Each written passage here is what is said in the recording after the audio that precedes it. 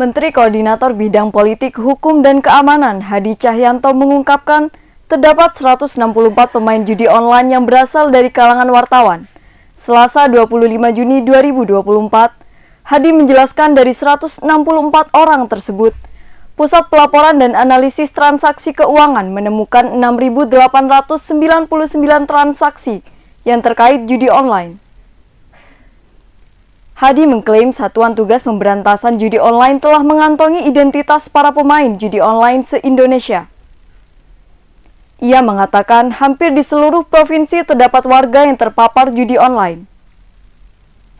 Sementara itu, Menteri Komunikasi dan Informatika Budi Aris Setiadi mengatakan wartawan harus saling mengingatkan jika menemukan rekannya yang bermain judi online. Budi menegaskan bahwa pemain judi online tersebut adalah korban karena mereka terpapar dan akhirnya mengalami kecanduan melakukan aktivitas itu. Diberitakan sebelumnya, Presiden Joko Widodo telah menandatangani keputusan Presiden nomor 21 tahun 2024 tentang Satuan Tugas Pemberantasan Perjudian Daring Jumat 14 Juni 2024. Dilansir dari salinan Kepres yang diunggah di laman resmi Sekretariat Negara pada Sabtu, 15 Juni 2024, Satgas Pemberantasan Perjudian Daring dibentuk untuk mendukung percepatan pemberantasan perjudian online secara terpadu. Pembentukan Satgas ini menjadi wujud upaya pemerintah untuk menghapuskan kegiatan ilegal yang semakin meresahkan tersebut. Sebab, judi online telah terbukti merugikan pemainnya. Bahkan dalam beberapa kasus bisa sampai merenggut nyawa. Keluarga atau orang-orang di sekitar pelaku bahkan bisa terdampak dan ikut merugi.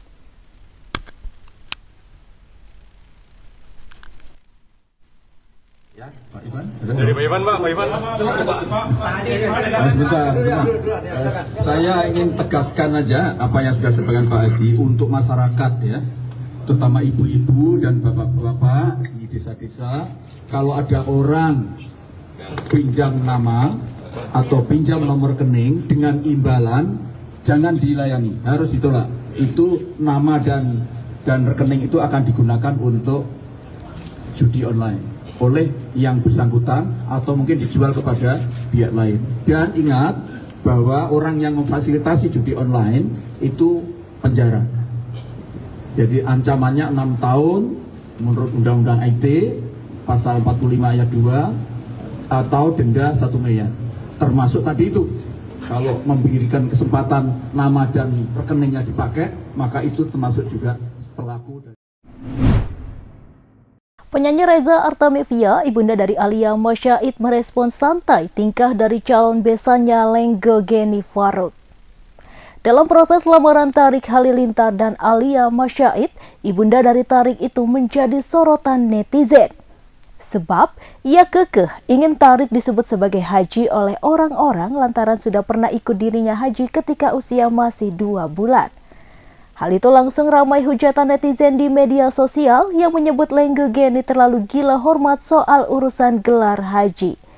Sebagai calon besan Lenggo Geni, Reza Artamevia justru santai. Ia melihat itu sebagai suatu hal yang seru dan lucu. Hal itu Reza katakan di kawasan Tendian, Jakarta Selatan pada Selasa 25 Juni. Masih berprasangka baik, Reza Artamevia menyebut bahwa Lenggo Geni Faruk hanya ingin menunjukkan keakraban di momen tersebut. Dua warga Kabupaten Jember inisial AN 32 tahun dan NA 30 tahun meninggal dunia di Tulung Agung diduga karena mengonsumsi alkohol medis dicampur minuman berenergi. Dua orang beralamat di Desa Balong Kulon, Kecamatan Balong, Kabupaten Jember diketahui bekerja di tempat penggilingan padi di Desa Ngunggahan, Kecamatan Bandung. Menurut Kapolsek Bandung, Ibtu Anwari, pada Sabtu 22 Juni pukul 7 malam waktu Indonesia Barat, mereka berniat mabuk-mabukan namun tak menemukan minuman keras. Kedua korban lalu berinisiatif membeli alkohol medis 70% yang biasanya dipakai untuk membersihkan luka. Selain membeli alkohol medis ini, mereka juga membeli minuman kuku Bima rasa anggur. Sebanyak 14 saset minuman berenergi ini dicampur dengan air mineral lalu ditambahkan alkohol yang telah mereka beli. Racikan ini mereka tempatkan di dalam teko plastik dan diminum bersama dua rekan lainnya, Rifan dan Rudi. Setelah pesta minuman alkohol campur minuman berenergi ini, mereka masih beraktivitas seperti biasa. Namun pada Senin 24 Juni sekitar pukul 7 pagi waktu Indonesia Barat, Nur mengeluh pusing yang sangat parah. Rifan membawa Nur dari tempat kosnya di Dusun Kalianyar, Desa Ngunggahan, ke Puskesmas Besuki. Namun karena kondisinya memburuk, Nur dirujuk ke Rumah Sakit Muhammadiyah Bandung. Tak berselang lama, Ahmad juga mengalami gejala pusing hebat pada pukul 9 pagi waktu Indonesia Barat. Ahmad kemudian menyusul temannya langsung dibawa ke Rumah Sakit Muhammadiyah Bandung, namun meninggal dunia dalam perjalanan. Nur masih sempat menjalani perawatan, namun kondisinya terus memburuk. Ia akhirnya juga meninggal dunia pada Selasa 25 Juni 2024 pukul 3 sore waktu Indonesia Barat. Polisi lalu melakukan olah tempat kejadian perkara dan memeriksa kondisi jenazah Ahmad. Polisi tidak menemukan tanda-tanda kekerasan di tubuh korban. Pihaknya menduga karena keracunan minuman yang dikonsumsi sebelumnya. Kini Anwari masih menunggu Rifan dan Rudi yang mengantar jenazah Ahmad ke Jember. Keduanya mengaku dalam kondisi sehat karena hanya sedikit minum minuman oplosan itu.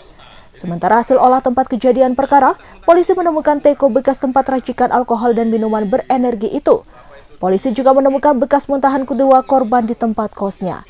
Selain itu, ditemukan indikasi upaya menghilangkan barang bukti dengan membakar bekas saset minuman berenergi dan botol alkohol. Bekas pembakaran itu ada di samping rumah kos kedua korban.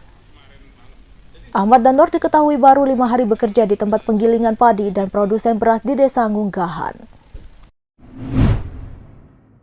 Inilah kabar terbaru kasus tewasnya siswa SMP di Kota Padang berinisial AM 13 tahun yang diduga menjadi korban penganiayaan anggota kepolisian. Kasus meninggalnya AM pun terdengar hingga Komisi 3 DPR Republik Indonesia. Dikutip dari Tribun News pada Rabu 26 Juni, Ahmad Sahroni, Wakil Ketua Komisi 3 DPR Republik Indonesia pun meminta pihak Polda Sumatera Barat untuk transparan dalam penanganan kasus ini. Ia juga menuturkan bahwa apabila Polda Sumatera Barat gegabah dan tertutup dalam penanganan kasus, maka nama baik Polri yang telah dibangun Kapolri akan menjadi taruhannya. Ia juga meminta Divisi Propam Polri turut mengambil peran secara maksimal dalam upaya penyelesaian kasus ini. Ia pun optimis bahwa pihak kepolisian bisa menuntaskan kasus ini. Sementara itu, Komisi Perlindungan Anak Indonesia atau KPAI juga turut mendorong pihak kepolisian untuk transparan dalam menangani kasus kematian AM. Dian Sasmita selaku Komisioner KPAI menuturkan, pihaknya juga tengah berkoordinasi dengan Lembaga Bantuan Hukum atau LBH Padang serta sejumlah pihak yang terkait dalam kasus ini. Ia juga berharap pihak kepolisian bisa mengungkap kasus meninggalnya AM dan menghukum pelaku seberat-beratnya. Sebuah truk tangki BBM Pertamina mengalami kebakaran di Tol Ngawi Kertosono KM 579 pada Selasa sekitar pukul 7 malam waktu Indonesia Barat 25 Juni 2024. Sales Branch Manager Pertamina Ngawi Magetan Hamdah Abdurrahman menjelaskan, kendaraan tersebut berangkat dari full terminal Madiun menuju ke rest area 575A Ngawi untuk mengirim pasokan bahan bakar. Pihaknya saat ini telah menyiapkan truk tangki pengganti untuk mengirim bahan bakar ke SPBU tersebut. Diketahui kejadian tersebut terekam dalam video amatir yang beredar luas di masyarakat. Video dengan durasi pendek terdengar ledakan saat terjadi kebakaran. 2 awak truk tangki dinyatakan selamat dalam kebakaran tersebut. Hamdan Abdurrahman menuturkan setidaknya 3 unit damkar dari Kabupaten Ngawi dikerahkan untuk memadamkan kebakaran. Hingga kini pihaknya masih mencari tahu penyebab kejadian tersebut serta belum melakukan pemeriksaan mendalam. Satu dulu.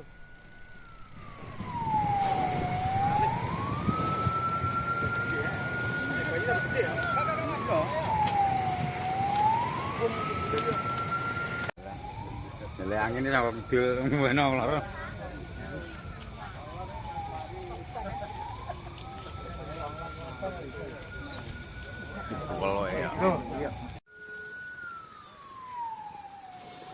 Awas, dekat dulu. Jangan terlalu dekat.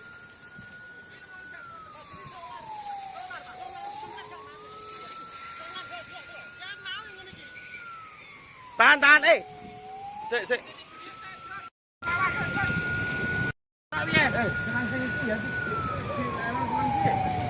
Anu, Sing ngisor pateni sik ya, nggo langkahmu maju. Sing ngisor pateni sik, nggo langkahmu maju tapi jangan terlalu dekat. Awak dhewe ngene lho, amane ngene.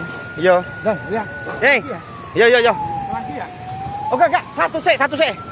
Satu dulu.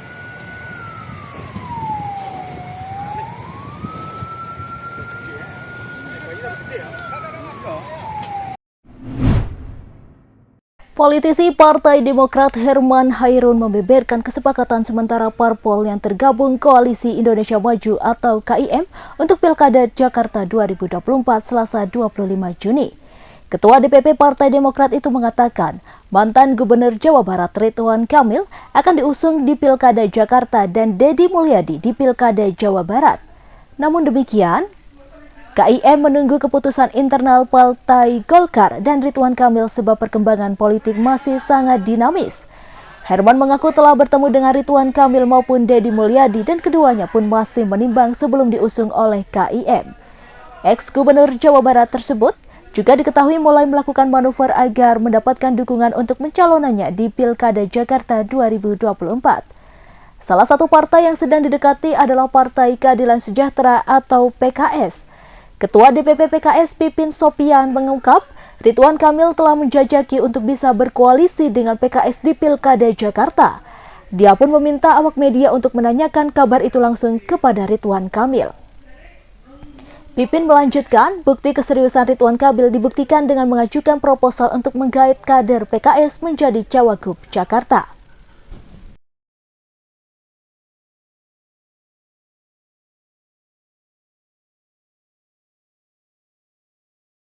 Download Tribun X sekarang, menghadirkan lokal menjadi Indonesia.